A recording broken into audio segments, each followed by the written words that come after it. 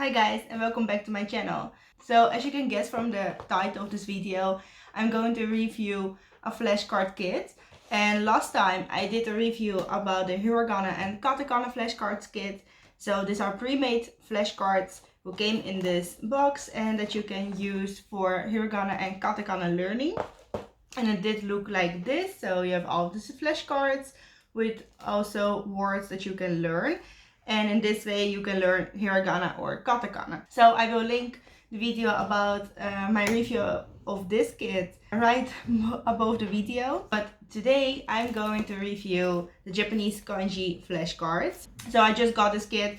It's new, I didn't unpack it, but it should be the same as this one, only then for kanji. So like I said in the previous video about pre-made flashcards, I don't think that you can learn the entire writing system or even the entire language just by making flashcards or just by using pre-made flashcards. And I'm not a really big fan of pre-made flashcards, only for one thing, and that's reviewing. And I do think it's so much better to make your own flashcards, but it takes a lot of time.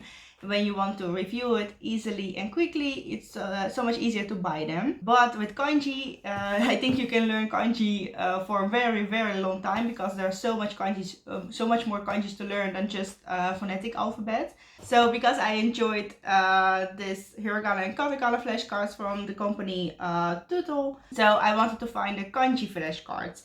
And this is also from the same company, so it's the same system, and because I know the system, I think I'm going to like this one as well. I'm only going to use this for reviewing of the kanji that I already learned, or just looking through them and looking at the words. I also make my own kanji flashcards, and I also try to write every kanji a couple of times. I think you have seen that in other videos if you follow me on YouTube. So yeah, let's review the Japanese kanji flashcards volume 1. There is also volume 2.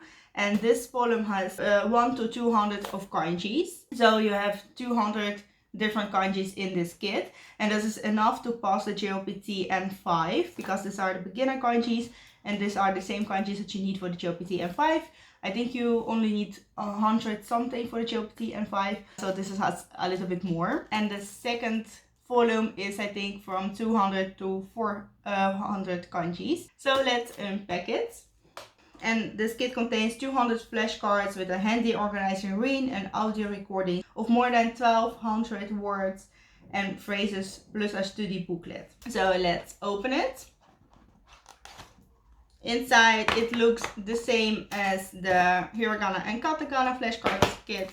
It has a CD, which I never use for pronunciation of kanjis, or of when you're learning hiragana and katakana, you really need to learn the right pronunciation. For that I use YouTube, because I think that's so much better. When you watch a YouTube video, you see how this kanji is written, how it's pronounced, and the different words, if you find a good YouTube video about it. With this you only have the sounds. So I'm not really fond of CDs. But that's just my personal opinion, of course. I know that a lot of people do like the CDs in it.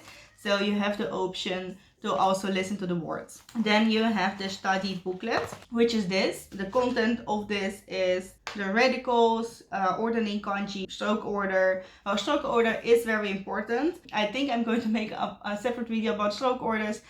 I have focused so much on the stroke order when I started out learning kanji, but it does take so much time to learn the stroke order. And when you want to learn a sentence or a new word, and you have like kanjis in there that you don't know, every time you want to look up the stroke order, it just takes a lot of time. And for now I learned some basic stroke orders of almost all the radicals.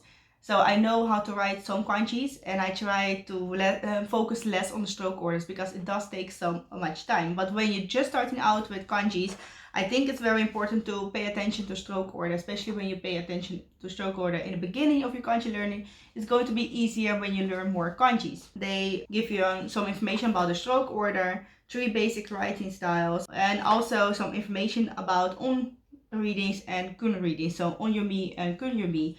On-yumi is the Chinese reading, and kun-yumi is the Japanese reading of a kanji. So they do have some information about this well. I do think it has some important information and it's not so much. It's like a very small booklet so you can read through this. So yeah, it does look good. It looks the same as this kit, but only of course for kanji. It has the same ring. I found those rings very handy, and you can put at least I think 100 kanjis you can put on this ring. And then you can switch every time you learn different words or different kanjis. Then there's some small information about every item, every learning resource that they have made from this company. I do have some things from them and I still want to buy some other things from them as well because I really like this company. I still want to buy the 600 basic Japanese verbs and the Japanese stories. So yeah, maybe I will review them as well because they are on my list. This is how the flashcards look. 200 flashcards, and I will start with this one because this is the first, which means 1. This is like the kanji for 1, and as you can see it's the same system as the hiragana and the katakana kit if you have seen that video. So you have the kanji, which is the kanji for 1, the number 1.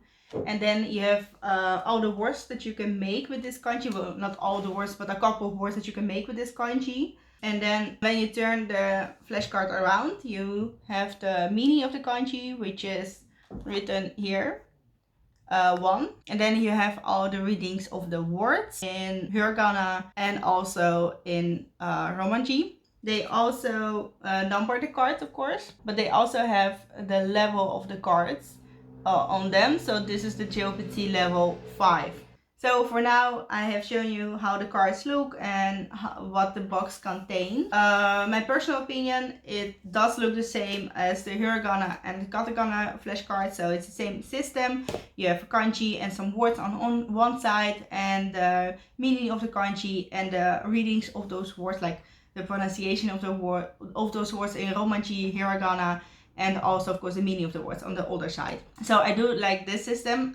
You can take the cards easily with you and just go through them and read them out loud and look at the words. The only thing that I don't like is that they don't have onyomi and kunyomi readings on the other side, so you only learn the words. I think they did it because of the space, or it wouldn't fit, but also because you have seen the readings, you see the readings in the words. This is one of the things that I would change if I could. So yeah, I am very excited to use this kit. But like I said, this is not the way that I'm learning the kanji. This is only for reviewing, and I think that there are a lot of people who think you can learn kanji or learn hiragana and katakana only by flashcards, and I do think you will learn more if you make your own flashcards.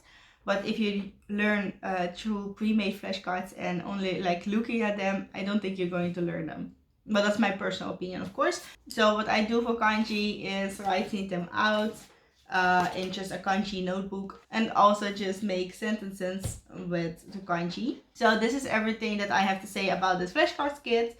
I do think it's handy to review the kanji, and I hope you like the video, and it's of course on you to decide if you want to include this resource in your own learning. So yeah, let me know what you thought about this video. Write a comment, like this video, and subscribe to this channel for more videos like this. I make videos about language learning and I focus on Japanese language learning. If you have some questions, just ask them, and I will see you next Sunday. Bye!